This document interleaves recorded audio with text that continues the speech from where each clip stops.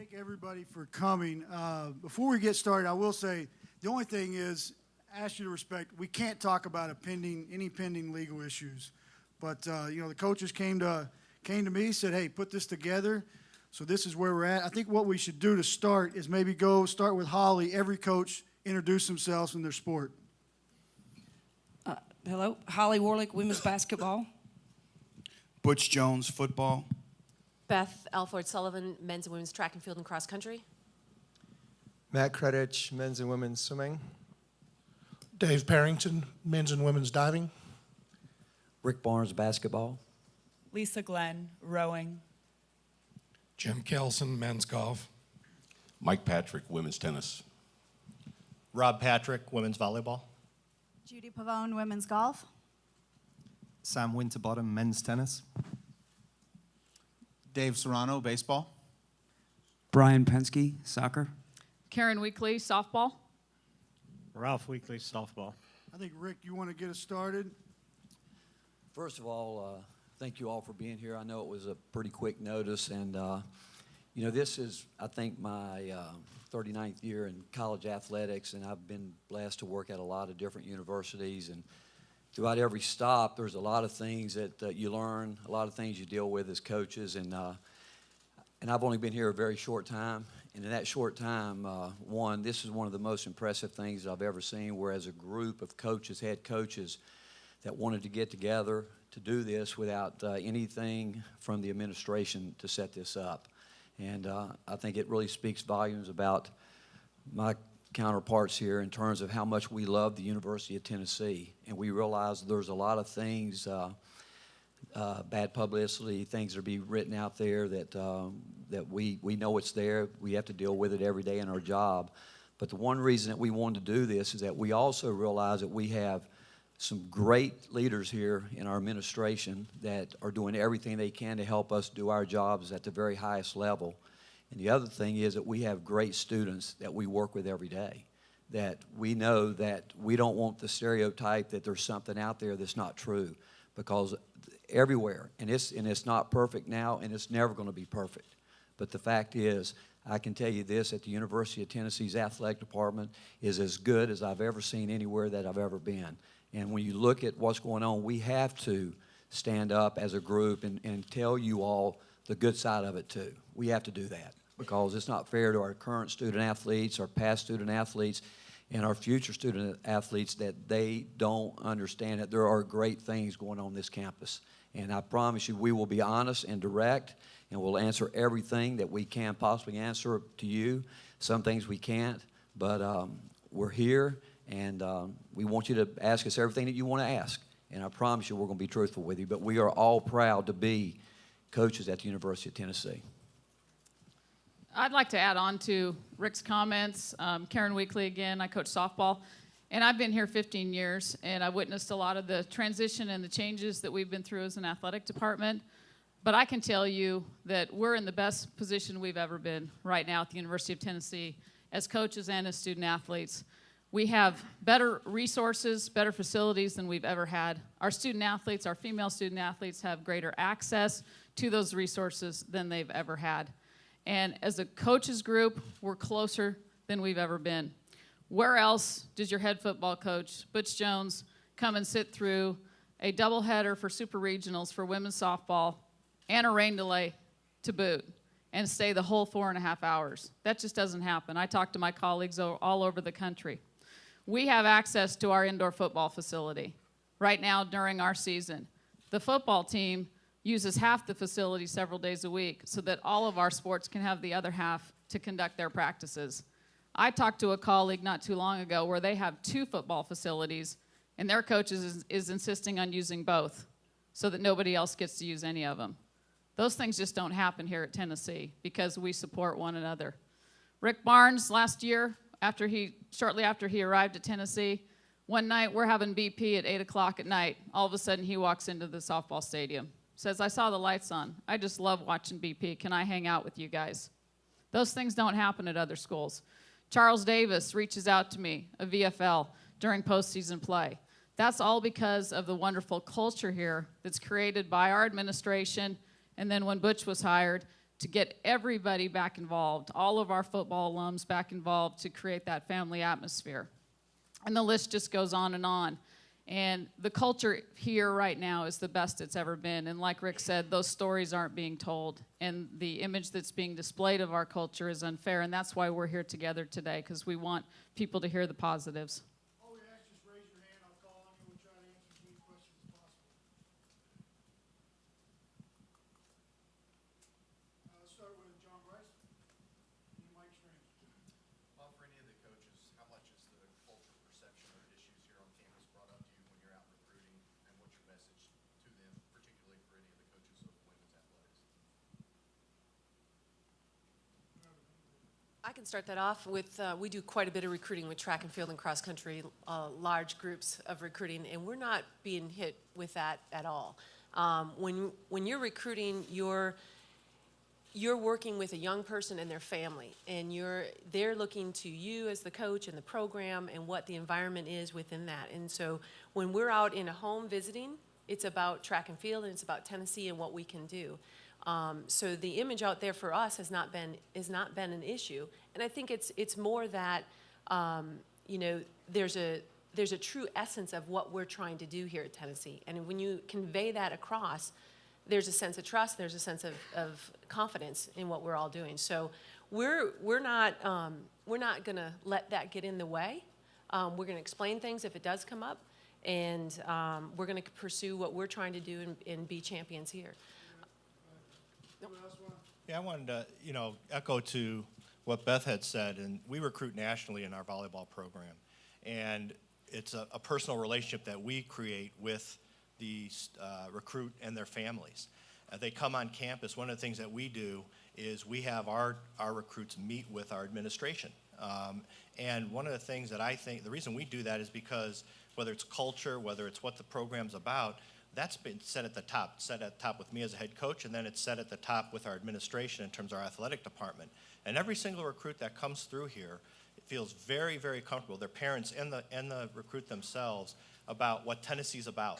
And there's an echoing of the great things that happen in our program. You don't have a 3.0 GPA average for your whole athletic department if there's a culture that isn't good. Our team GPA for volleyball, basically for almost the last 8 years, for every semester, has been over a 3.0, except maybe one semester in that entire time.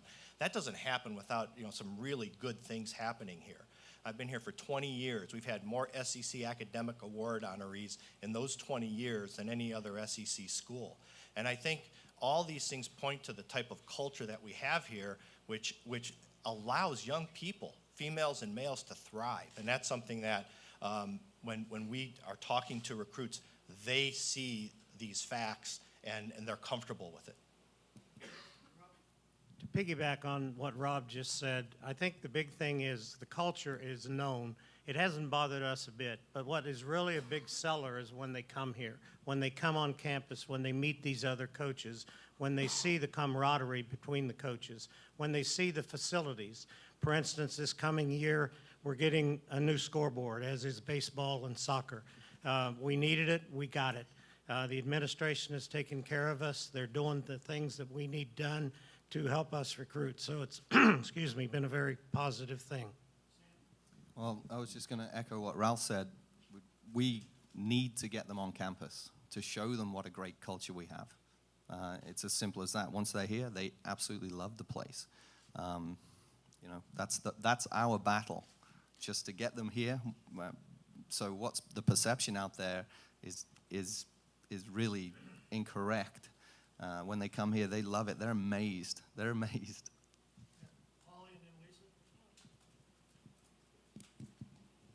I think, is it mentioned in recruiting? Yes. I think we, as coaches, we recruit kids as they are one of our own. So are we concerned anywhere they go, whether it's University of Tennessee or anywhere, for their safety? Absolutely. So we talk a lot about, just as you would your daughter, don't go out alone at night, know where you're going to parties, those type of things. So I think we have speakers once a month to come in and talk about things that kids may not be aware of, sexual harassment, bullying, any subject. But I think as coaches, we're in an environment here that is a safe environment. So it's up to us to let them know that no, you don't walk down the street by yourself. So those are things in place, and it's up to us. We are their mother, we are their father, and wherever they go, we've got to portray safety. And I will say, if I had a daughter, I would not hesitate one bit for her to come on campus. I've been here for 30-something years. We've got to be doing something right, or I would have not have bought in and said, this is a great place. So I think as times have changed throughout the years I have been here, I wouldn't be sitting here with Butch Jones, or I wouldn't be getting a text telling me to hang in there. He wouldn't allow me to call up and say, why did you run that play on 3rd down and 10? So, but the relationships we have. I also invited her to have the next 3rd and 10 call. No, you want to win. So, but I think it's an atmosphere now that we can bounce things off each other, and I think that's what's been really special. Hey, Butch, I want the next one. I got one for you. To answer your question, I think as far as culture, when our recruits and their parents learn about what our priorities are and how we're backing up those priorities, I think they get a really good sense of the culture. We do talk about safety on campus, and anywhere, I think any of the coaches have been, that's something that you take very seriously. But when they see the importance of academics and the performance of our student athletes, and then they go to the Thornton Center and they meet with our advisors, they understand that the culture is in place to support that. When they hear about the pursuit of excellence, both in academics and in their sport, and they come to the facility and they see that it's on campus and there's not a lot of time involved with getting from class to the boathouse, when they see that we're expanding onto the 3rd floor, there's a real emphasis on pursuit of excellence. And I think that there's not really questions because of our sharing the priorities that we have for our student athletes in our programs. Often parents do ask about safety, as Holly mentioned, and that's a very common question for any concerned parent. And we talk about the same things, staying in groups, making decisions that reflect your priorities so that you're ready to pursue excellence the next day. Those kinds of things are a huge part of our culture. And all of our practices are open. If they want to meet Holly Warlick, they get to meet Holly Warlick. If they want to go down and watch Rick Barnes's practice, if they want to go over to volleyball, if they want to get in the Peyton Manning room, and that's, upstairs in the football facility, Butch makes sure they get in there. It's just that we all share and we all help each other every time, all the time. I know you said we're moving on, but John, just to answer your question from a football perspective, I do think it's real. Our competitors are using it against us, and that's why we're having a number of unofficial visitors. And, this past weekend was a great visit for us, and we encouraged parents and prospective student athletes to stay the night, to get around campus, to, walk the sidewalks, see how you feel. And it was very, very overwhelming. And we have great people here, but also they feel the camaraderie, they feel the passion, they feel the energy, and they feel the excitement, not amongst just the coaching staff, but the student athletes. When we're able to take them to different practices, they're checking their phones to see the scores of the games, all that stuff. Been coaching a long time, and I've never been a part of something as special as this. And I don't think, and I don't want to speak for every coach here, but I feel very confidently in saying this. If we didn't feel comfortable, if we didn't have confidence in the mission of this athletic department, of each other in every individual sport, we wouldn't be sitting here. And all you have to do is come spend a day for 8 hours in the indoor facility and watch just about every sport walk through, and you watch the dialogue with the student athletes, you watch the respect for each other, the camaraderie. It's pretty special. and we've all been doing this a very long time at a number of different institutions. And an environment like this doesn't come around very often. Particularly for the people who coach women on campus, so could you go into some detail about the what preparation, education, that kind of thing about safety? What all is going on in terms of that education about safety for the women? Last semester, we had 2 speakers come in, and our team attended. Actually, we sought out a speaker on our own, and our team attended. We tell them the same thing. You have to make good decisions. You have to look out for yourself. Our kids are friends with all athletes on all teams, and whether they are spending time with an athlete or a non-athlete, they have to look out for themselves, and we stress the importance of that. And these speakers stress the importance of that, taking care of themselves. You know, Mike, I don't think it's any different than what any of you would tell your daughter if she was a teenager about what she should be aware of going out at night and being out on her own. You want to make good decisions. You want to make sure that you're surrounded by people who are going to look out for you and make good decisions along with you. And so it's having the speakers that come in and talk to our student athletes, but also just talking to your team on a daily basis as if you were their parent about making the right kinds of choices. And we all know that when you get on a college campus, you're away from home for the first time, you have a lot of freedom. Alcohol is present on any college campus, doesn't matter where you go, and usually a lot of these things happen when alcohol is involved. So we talk to our student athletes a lot about those kinds of choices and the environments they find themselves in and when they need to get out and what the danger signals are. So it's just constant education. Mike, I'm going to answer that. Obviously, being the baseball coach, coaching male athletes, we do the same thing for our guys. We educate them on respecting others, and when they're off the field, that everyone's going to be treated with respect.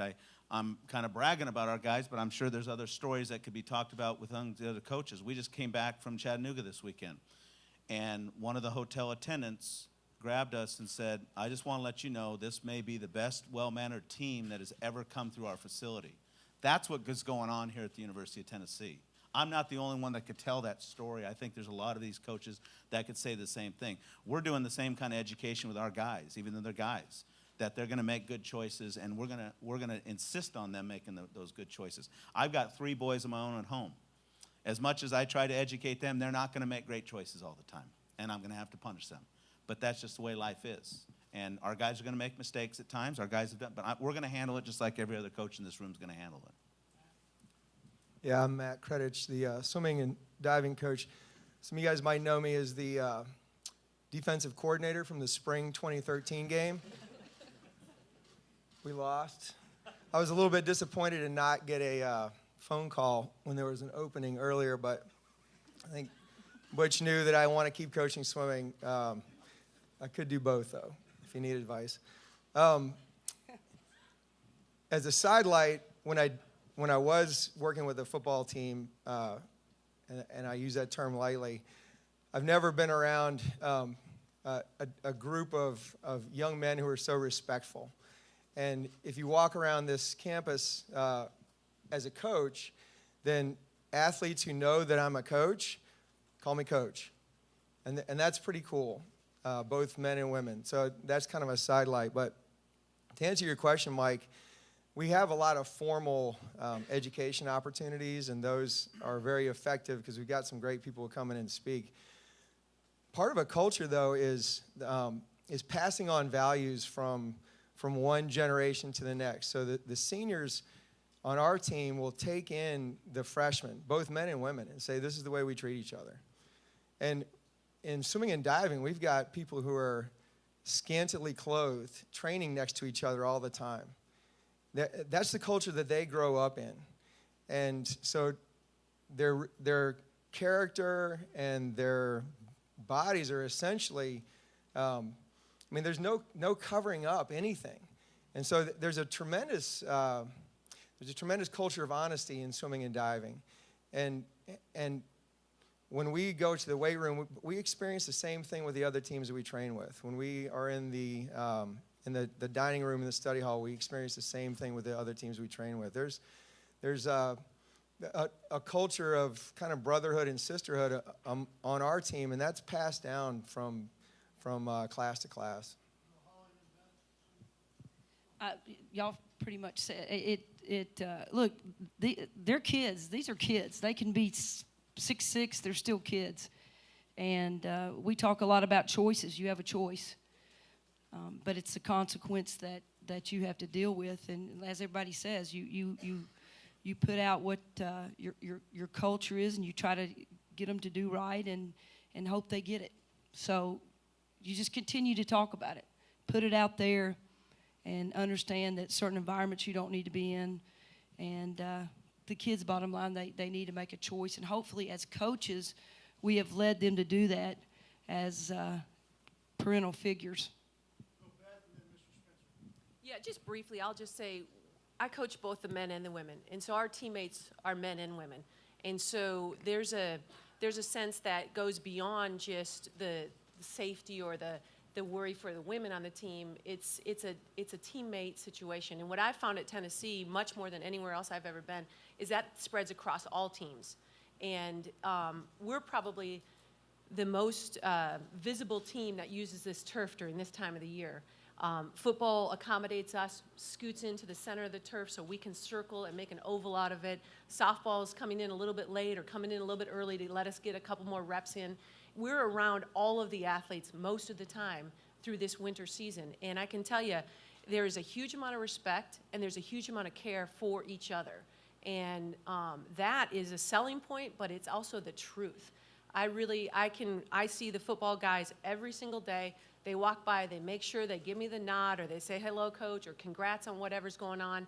And there's a true culture of wanting to be champions and doing it the right way. And that is taught from the top down. Our leadership expects that of us, and we expect that of our teams, and it portrays out in their daily experience. And so I couldn't be more proud to be a part of a culture here at Tennessee that is actually truly connected and bonded and all trying to do the right things.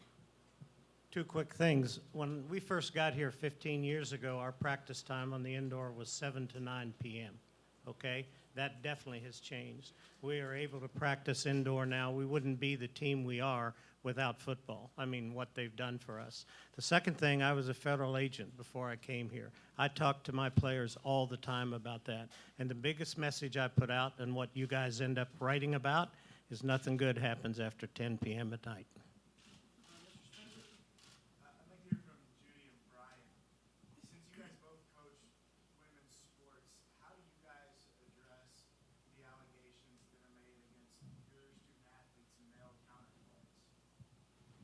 I have some girls who are, well, all our team, they're all friends. They're at the Thornton Center together, they're in the football complex together, they eat lunch at Smokies together, and they're shocked by what's going on. They don't know what to believe.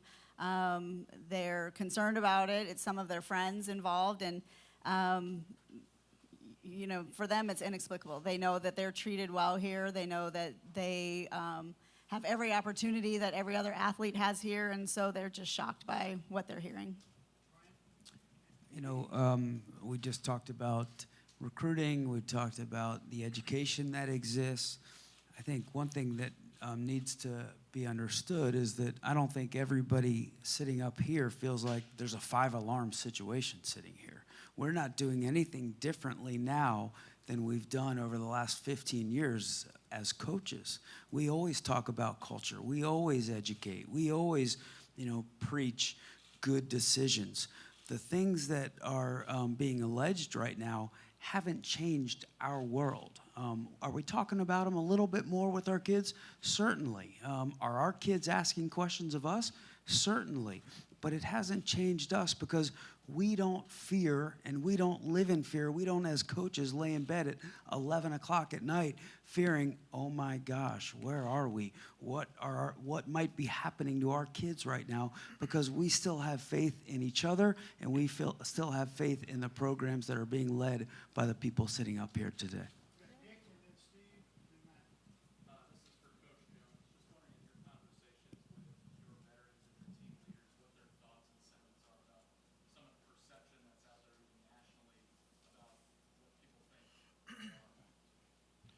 Well, first of all,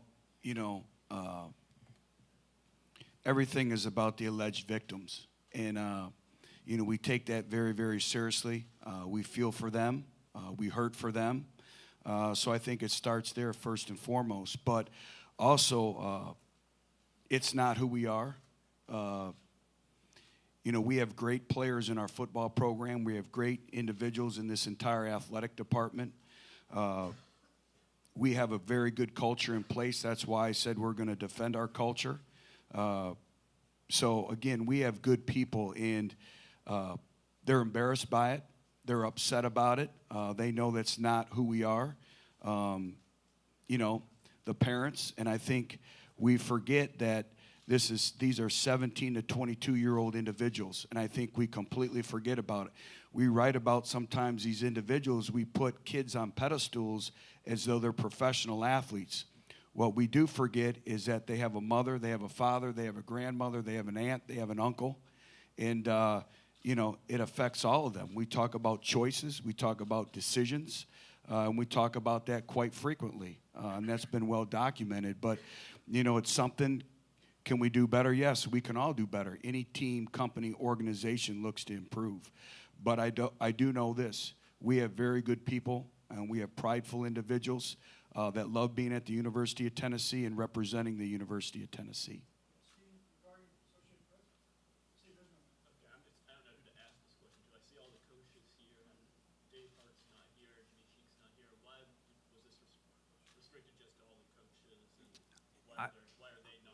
I don't think it was restricted to just coaches. To be honest, in some ways, we're here speaking on their behalf. I've never been around a leader like Dave Hart. He bleeds University of Tennessee. He has an expectation of comprehensive excellence, and that excellence starts with the kids. His agenda, first and foremost, is for every student athlete here to have whatever they need to be incredibly successful. So when we talk about sharing of the turf, we talk about a culture, we talk about expectations, that always starts in any sort of leadership at the top. And that starts with Dave Hart, that starts with our chancellor, and the leadership spills down from there. And, I think you need to know is that as head coaches, we meet once a month for the entire year. So we get together, and, I thought we had one of the best head coaching meetings I've ever been a part of a few weeks ago.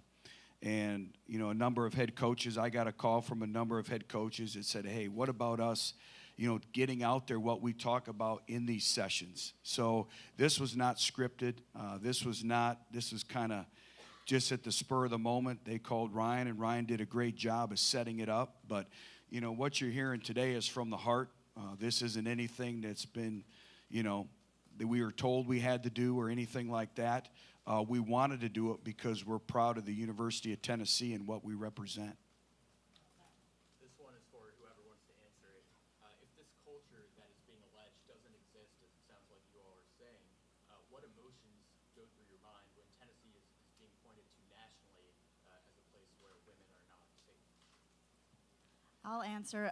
It's really frustrating. I mean, I'm the women's golf coach, and I can say I've been here for 18 years, and women have never been treated better than they are now. The female student athlete has never had more resources and more support. And I don't know if you know this, you probably don't know this, women's golf shares the same training room with football. Our trainer says we have the best women's golf training room in the country, and it's true. I also tell our recruits a female golfer coming to UT is treated as well as Josh Dobbs, and I believe it. I believe we have every resource available to us that he has available to him. So it's frustrating because this is a great place for females and males alike. It's a little disheartening for me. I think early on, women were given, especially women's basketball, was given a great opportunity. And as the other sports evolved, it's amazing to me to see the support of our female athletes right now. That's why it's disheartening, because we don't lack for anything. If we need a new pair of shoes, we get a new pair of shoes. If we need to fly somewhere, we fly. If I need to go recruiting, I go recruiting. So anything that these guys get, or Butch or whatever, the women have that opportunity. So to think that the university is not treating women fairly, it is totally not true. I've never felt more support from an administrator as Dave Hart, and I've said this. Dave Hart took a chance on me. You're talking about an assistant coach going to a BCS school. So before every game, after every game, I talk to Dave Hart. He cares about these student athletes. And through all this that's out and going around, let's don't lose sight of, we're trying to make an atmosphere great for the student athlete. It's great for us. If it wasn't good for us, we wouldn't be here. But it is up to us to make sure these athletes get their education and the opportunities are there. It's incredible what the Thornton Center and we all do. Share the training room with the football team. That's unheard of. That is unheard of. We use the same weight room as the men's football team. Unheard of. Rick Barnes and I are talking together about getting a new locker room.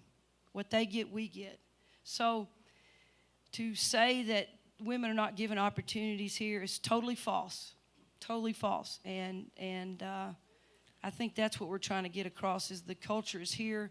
It's an unbelievable program. Look, it's a dream place for everybody. I want to add something that I think is pretty incredible. The people that transfer in from other schools to our volleyball program, they're the ones that are the biggest proponents of the University of Tennessee and our athletic department because they've been to other places and they feel that they've never been treated better. They've never been supported better than when they come to Tennessee. And we've had players come in from other BCS schools. And they never say anything negative about their school. But what they're saying is, and it's great to have some of these young ladies in our program because they get to talk to our other players who all they've ever had experiences is Tennessee. And they really tell them how lucky they are to be at Tennessee, to be treated the way they are, not just by the administration, not just by the coaches, but by how the athletic department is run here. And that's something that I think is really important to know. If you want to go back 20 years and accumulate incidents, I would imagine you could look at a lot of schools like Tennessee and come up with a similar story. And I think that's what's happened here, and that's the part that I feel is unfair.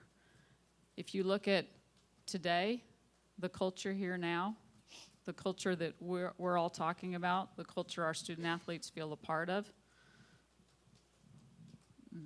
they love it. I think they're probably surprised at what's being said about Tennessee in the national media. That's not the Tennessee that they live and breathe and feel and love on a daily basis. And the number of student athletes that we have that come here, spend 4 years at Tennessee, come from the West Coast and end up making Knoxville their home because of what they feel when they come to the University of Tennessee, what they feel when they come to Knoxville and spend 4 years here and they decide this is where they want to spend the rest of their life. Those are the stories. And that's what our student athletes feel. When you talk about recruiting, the number one seller of your program is your student athlete. That's why we continue to get great recruiting classes. The student athletes are the ones who, they don't fudge anything. They're going to tell you exactly what it's like to be a student athlete, walking the halls of the campus, going out at night. Do they feel safe? Do they not feel safe? What's it like in the athletic department? Are they treated fairly? Do they get the best of everything? And if they didn't feel like this was the absolute best place in the country to be a female student athlete, we wouldn't continue to get top recruiting classes. I would like to talk a little bit about the city of Knoxville, because we really are representing them. We're representing the University of Tennessee. We're representing the state of Tennessee. And you know, I have 4 young daughters. My wife and I moved here 10 years ago, and we were overwhelmed by the support in your local community. Just So to think that this is not a safe place to be is, I want to be kind in when I say it, but I don't think that's an accurate statement. I would love my children to come to the University of Tennessee. You know, I have 4 young daughters that, you know, I hope that they do that. I look around here and I see the family that we are. And, you know, we meet, we talk, we text, we call, we support each other. And let's forget about how good of coaches we are. But I can attest to how good of people these coaches behind me are.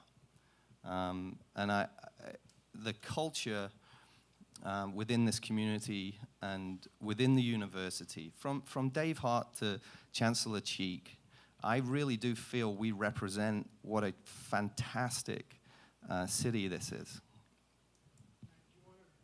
Yeah, no, the emotion that I feel is, I feel it's time to get strong. University of Tennessee we have been pioneers in the history of women's athletics. Issues that women have had to deal with over the years in terms of inequality have been changed on this campus.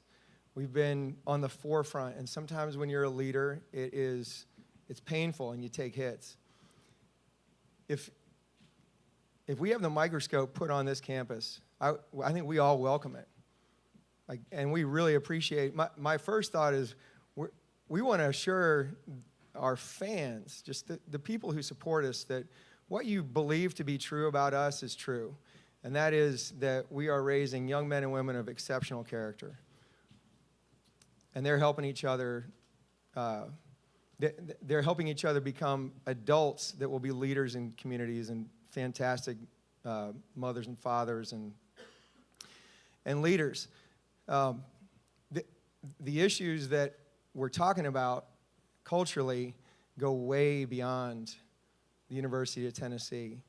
And if we're going to make changes as a society, then I think we welcome the opportunity to show how to lead through this discussion and how to lead through this change. I hope that in 10 years, people will look back and say that a lot of the changes that have come and some of the issues that we're talking about have really started with the University of Tennessee discussion.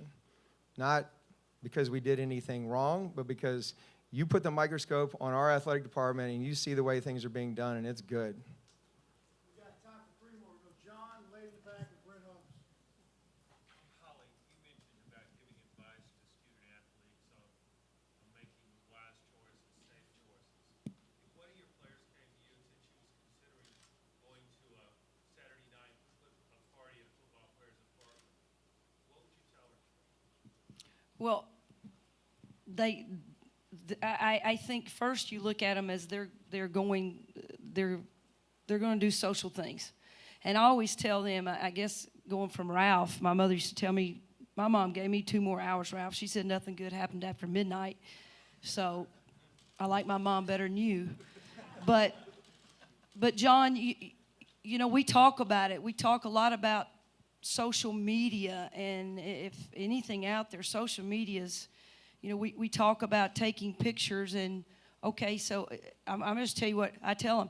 I'm not drinking, but there could be a bottle in the back. Well, when I get a picture taken, it's assumed you just think I'm drinking, I'm drunk, and make your own conclusions.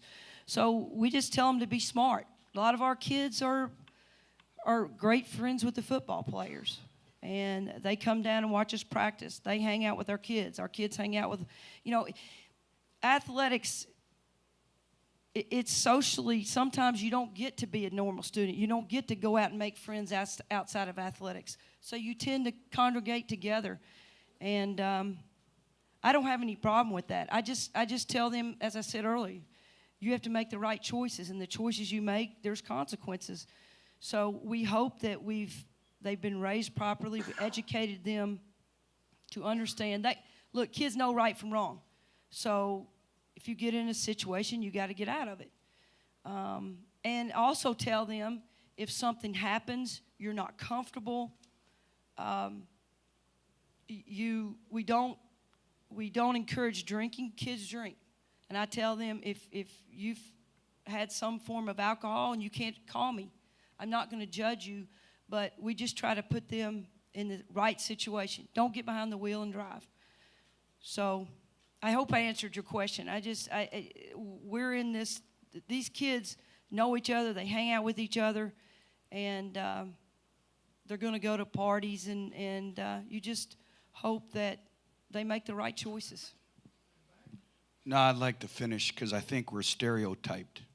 And I just want to get that point across. I take that personal. And we are raising these kids, and they're kids. And it's all about the power of choices. And have we had some individuals make some poor choices? Absolutely. But I think anyone who's a father and a mother, if you look back and if you're real with yourself in your parenthood, they've also made choices that maybe we didn't, that were inappropriate. And it's our job to continue to educate them and hold them responsible for their choices. But we have good people. And again, it's easy to sit out there and judge when you don't live our day every day. You're not around the student athletes. You're not around these coaches. And so to sit here and stereotype that, there's a lot more on this campus than just a quote-unquote football party. And I take that seriously because that's my job. I live it every day. When everything happens, I take it personal because it does mean something to me. I understand what we represent. Our players now understand what they represent. And I think it's unfair that a lot of these individuals that don't go to parties, that have never touched a drop of alcohol, that are tremendous ambassadors for the University of Tennessee. And I tell our football team, the actions of one reflect on all. I get that. But again, I don't want to diminish the great people that we have here in the administration, the coaching staff, our student body, and our student athletes. And just this, well, I'll make a comment. Just this past weekend in Florida, Jawan James, Rainey Gaffin, they're a couple. They've been together a long time, okay? Jawan James, that's what I said, right? Yeah, okay. Anyhow, they were signing autographs, and kids are around them the whole time, okay? So we've had a lot of great relationships with football players.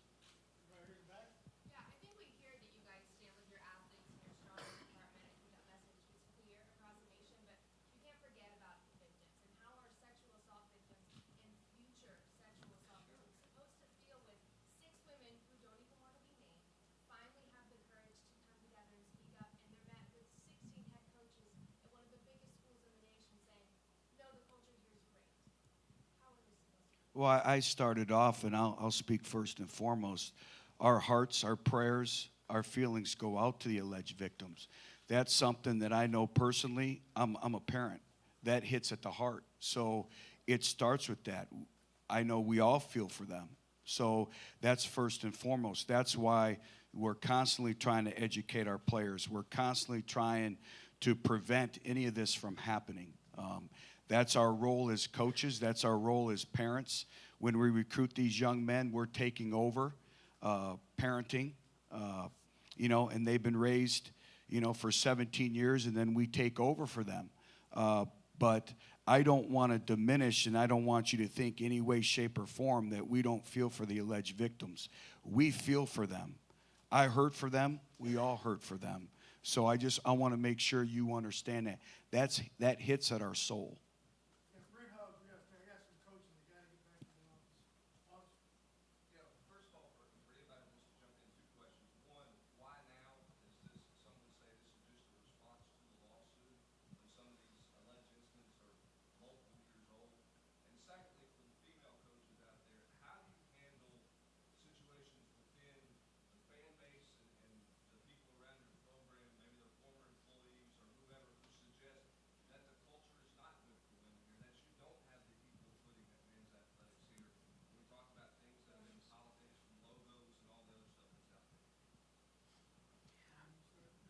I think in answer to the why now, because it's time.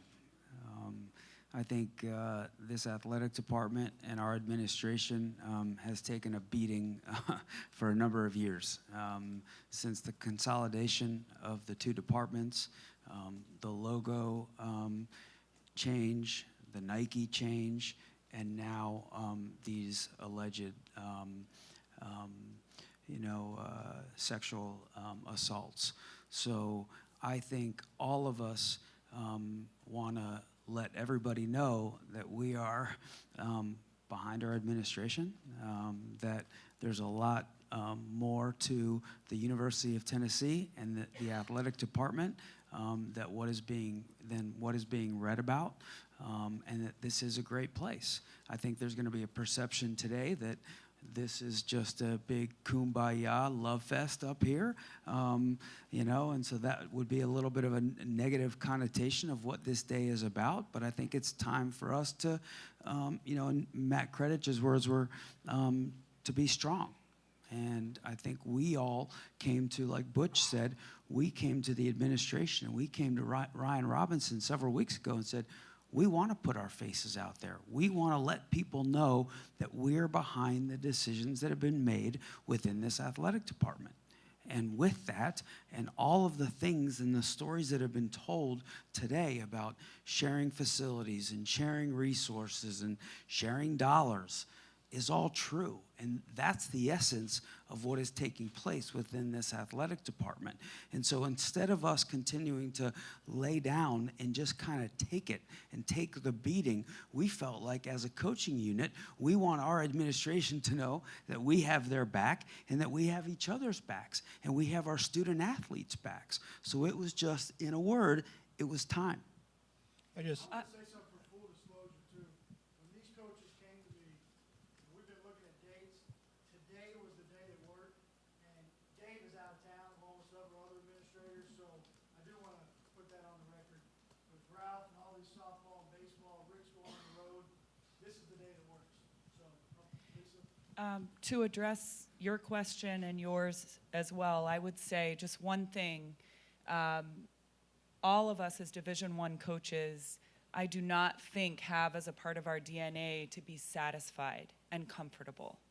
I don't think that's something that, I certainly wouldn't want to portray that everything's great and we're fine. I'll speak for myself and say that part of my role as a head coach is to find ways to be better, always.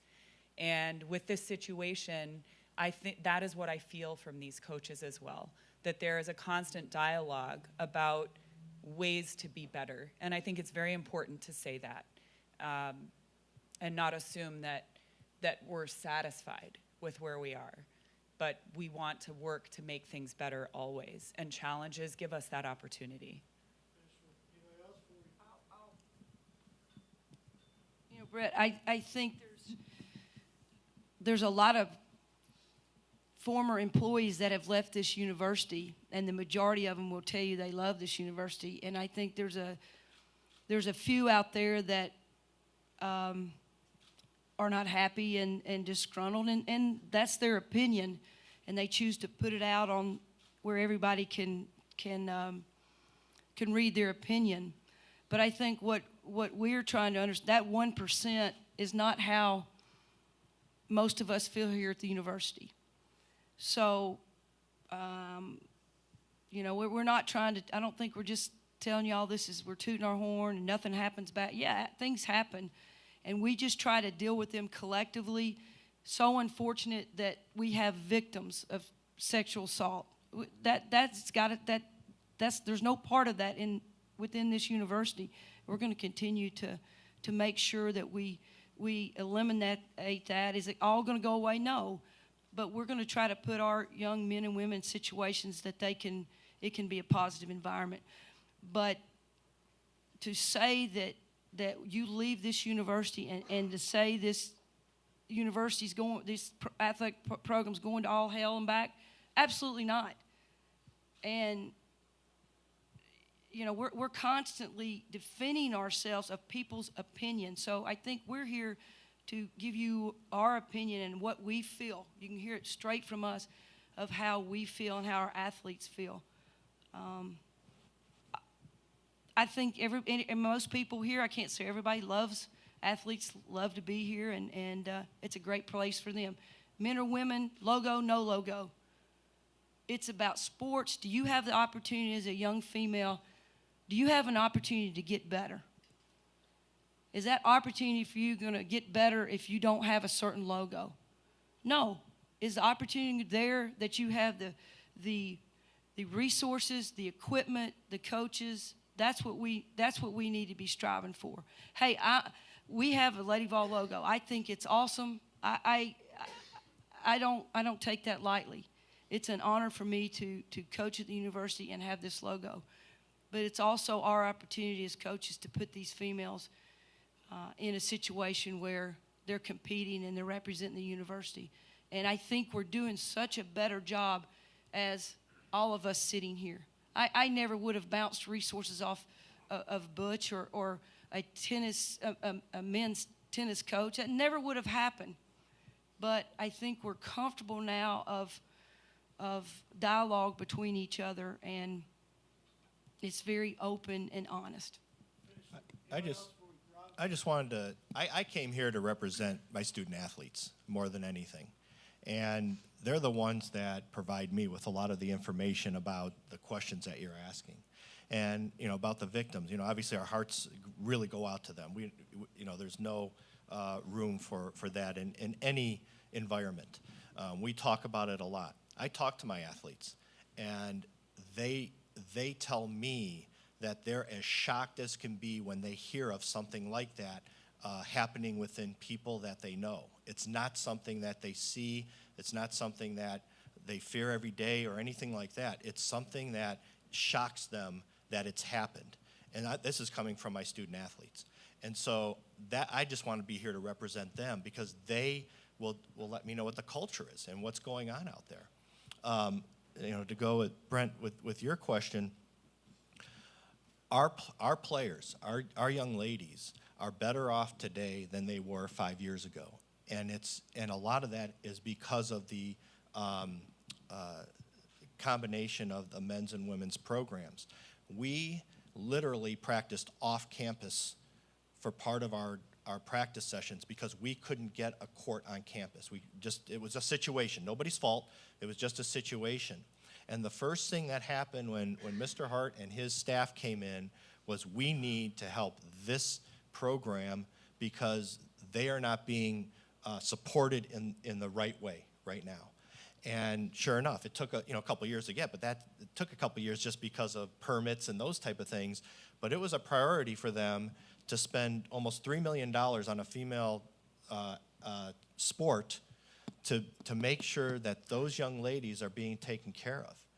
And that's what I know. Those are facts. And our players that come to us tell us that they are being treated in a great manner. And we've had players, they're starting to go out, that were here before we had that new facility. And it's been night and day in terms of how they've been able to run their life in a less stressful way at the University of Tennessee. And it's because of the support that we've gotten from the administration and then from all the coaches. But I came here to tell our players' story, and they love it here. They feel safe. They feel that they're supported in a way that they can win championships and be very successful academically. Last thing, Dave, and I promise Rick we're eating back to the basketball. Yeah, I have a conference call too to get to. I just want to close with this. Heard a lot of great things from a lot of great people. And the one question that was asked a lot is, why today? Why? Well, I think the proof is that we are one Tennessee as an administration. We are one Tennessee as a coaching staffs. And we are one Tennessee as student athletes. And we work, we play, and we lead at one of the best universities in the country. And I think everyone up here and all our student athletes are very proud of that.